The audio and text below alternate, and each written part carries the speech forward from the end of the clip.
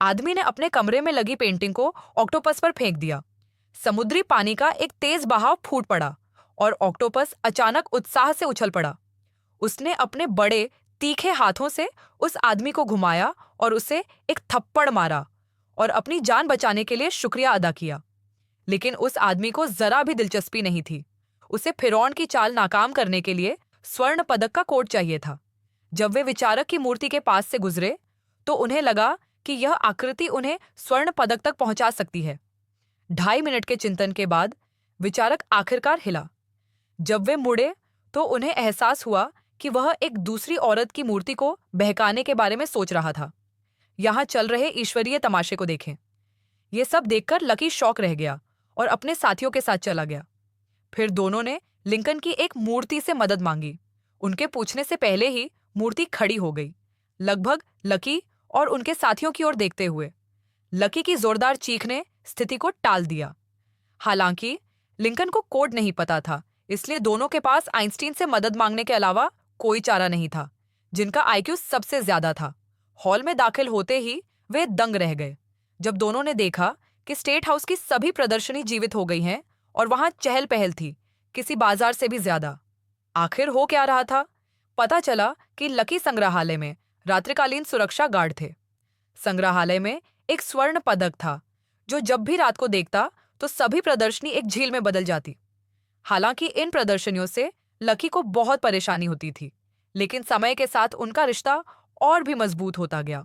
लेकिन एक रात जब स्वर्ण पदक सक्रिय हुआ तो उसने अप्रत्याशित रूप से एक विकलांग मिस्र के राजा को पुनर्जीवित कर दिया। राजा ने न केवल अन्य प्रदर्शनियों का पीछा किया, बल्कि स्वर्ण पदक चुराने का भी प्रयास किया। यह सुनकर लकी संग्रहालय की ओर दौड़ पड़े।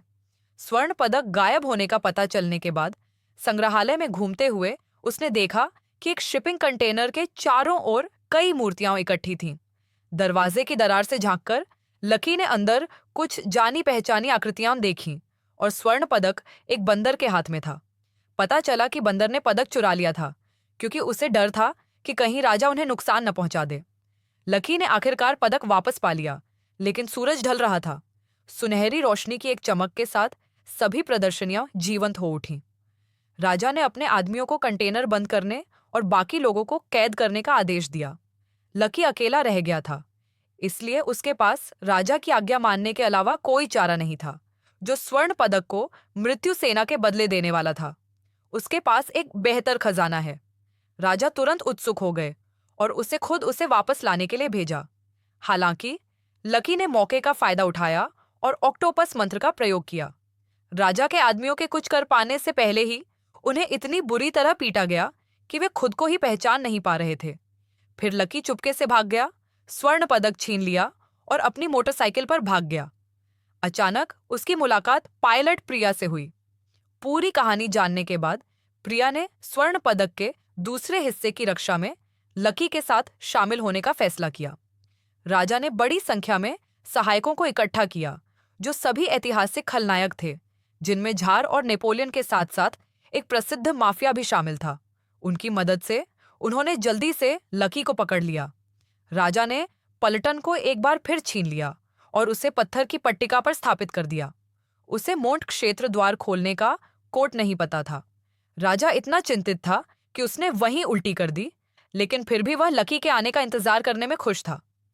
राजा ने अपने चरवाहे दोस्त को फिर से पकड़ लिया और उसे कोड तोड़ने के लिए 1 घंटे का समय दिया, वरना वह उसे मार डालता। लकी और प्रिया जल्दी से निकल पड़े। कई असफलताओं के बाद वे आखिरकार संग्रहालय पहुंचे और कोड तोड़ने के लिए आइंस्टीन को ढूंढ निकाला। स्वर्ण पदक का कोड जानने के लिए लकी और प्रिया ने आइंस्टीन को ढूंढा। अपनी बुद्धिमानी के अनुरूप आइंस्टीन ने कोड का विश्लेषण किया और पाया कि वह पाई है। पहले 6 अंक आने के बाद लकी चरवाहे को हराने के लिए दौड़ा, वरना उसे जिंदा दफना दिया जाता। हालांकि रेत घड़ी की समय सीमा समाप्त होने में केवल 10 मिनट बचे थे, इसलिए उसने पीछे मुड़ने की हिम्मत नहीं की।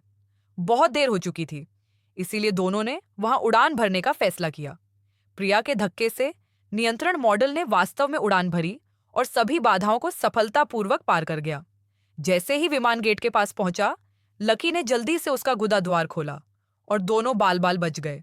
राजा दूसरी तरफ बेस पर था, इंतजार करते हुए केवल चरवाहा ही बाहर रह गया। सौभाग्य से लकी और प्रिया ठीक समय पर पहुंच गए। हालांकि वे एक अजीब स्थिति में उतरे, उन्होंने चरवाहे को सफलतापूर्वक बचा लिया। राजा ने कोड प्राप्त करके स्वर्ण पदक को एक सुरक्षित स्थान पर रख दिया। पूर्ण कोड का द्वार पूरी तरह से खुल गया था और मानव शरीर वाले राक्षसों का एक समूह धीरे धीरे प्रकट हुआ। उन्होंने लकी को घेर लिया। जैसे ही लकी निराशा में डूबने ही वाला था, एक विशालकाय राक्षस 100 मीटर ऊंचा अचानक खिड़की से बाहर निकला। वह लिंकन की मूर्ति निकली। सभी भयभीत होकर रुक गए। राजा ने अपने आदमियों को हमला करने का आदेश देने की कोशिश की, लेकिन पक्षी पुरुष पहले ही भयभीत हो चुके थे और भाग गए। जाने से पहले वह मोंट क्षेत्र का द्वार बंद करना नहीं भूला। राजा की योजना विफल हो गई और लिंकन ऊबकर मुड़कर चला गया। सौभाग्य से राजा के पास अभी भी सहयोगियों का एक समूह था। जैसे ही वे लकी को मारने ही वाले थे, प्रिया और उसके दोस्त आ पहुंचे। इन लोगों को राजा ने पहले भी कई बार धमकाया था और उनकी आंखें घृणा से भरी हुई थीं। राजा के आदेश पर हाथापाई शुरू हो गई। मिस पहुंची और उन्होंने राजा के आदमियों को जल्दी से तबाह कर दिया।